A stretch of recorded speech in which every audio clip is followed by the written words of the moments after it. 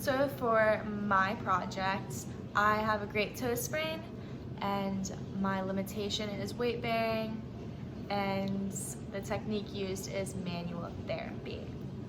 So a 20-year-old D1 female gymnast was doing a beam routine during practice. She landed a front tuck, very forcefully hyperextending her great toe, causing initial pain in her left great toe. She then had significant pain with toe off during walking and also sharp pain whenever she would weight bear.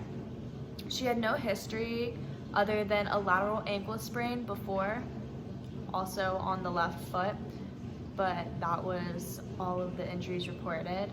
An eval was done and active range of motion, passive range of motion, and resistive range of motion were done.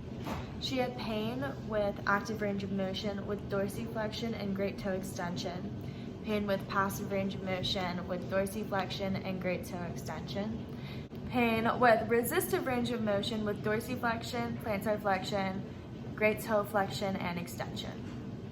Special tests that were done was the windlass test, which was positive, a varus and valgus test, which was negative, percussion test, which was negative, and a distraction test, which was also negative. It was determined she had a grade 3 great toe sprain. So treatments would be NSAIDs, ice, and immobilization. So that can be either with like a scooter, a carbon fiber plate in the shoe, or like a boot. And we just did ultrasound and phonophoresis as modalities. So for rehab, we're going to start with an isometric exercise. So here we have great toe ball squeezes. So normally this would be used with a ball and we would place it against the ground and using a rope of tape. And you have the athlete try to squeeze and hold. This is using the flexor hallucis longus and the flexor hallucis brevis. Next, we're going to do closed kinetic isotonic exercises. So for this, we're going to do towel scrunches. And the athlete is just going to rest her heel on the ground and keep it on the ground and then scrunch her toes.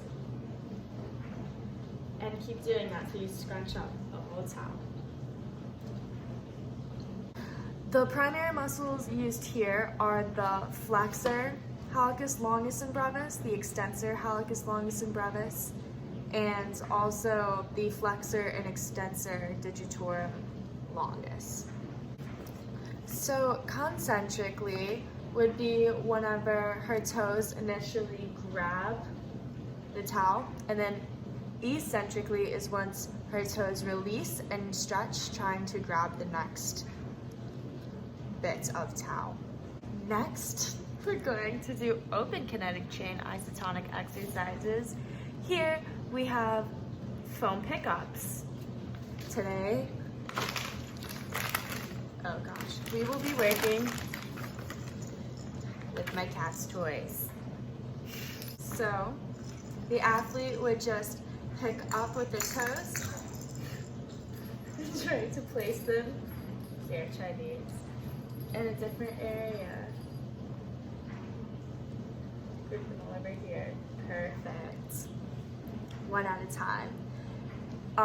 The primary muscles used here are the flexor hallucis longus, the extensor hallucis longus, the flexor hallucis brevis, and the extensor hallucis brevis, as well as the flexor hallucis, or the flexor digitorum longus, the flexor, or the extensor digitorum brevis, and the tibialis anterior and tibialis posterior.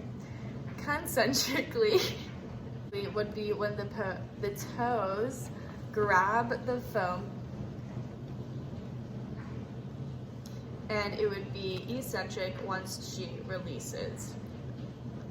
For our next exercises, we're doing manual exercises. First, we will be doing toe splaying. What I will do is I will hold together the big toe and the second toe, and against resistance, I want you to try to splay or spread your toes. Okay, now put them back together. I'll do it again. And we'll keep doing that. The primary muscles used here are the dorsal and plantar interossei, as well as the adductor and abductor hallucis. Concentrically, she's closing, and eccentrically, she's separating. Okay, manual great toe flexion. So I would stabilize and then add resistance. So just press your big toe down. Press your big toe down. Good. Okay, now release. Down. The primary muscles here used are the flexor hallucis longus and the flexor hallucis brevis. Concentrically, the toe is flexing against resistance, and eccentrically, the toe is extending. Limitations can be weight bearing because there is pain with toe off and walking. Begin with range of motion exercises and manage edema. Make sure you do treatment initially with non-weight bearing and progress the exercises as pain tolerates. You would start with open kinetic chain and then lead with closed kinetic chain because of the weight bearing issue, and go from non-weight bearing to partial, then to full weight bearing. Other things we can use are the tape job for turf toe, just to prevent extra movement and help support the toe and help it heal. Outside treatment we could use would be, again, the scooter, boot, or carbon fiber plates. And contraindications or precautions would be if there's a fracture included. Thank you for my TED Talk. Now, if you would like to see the little Chrissy who's making all the noise,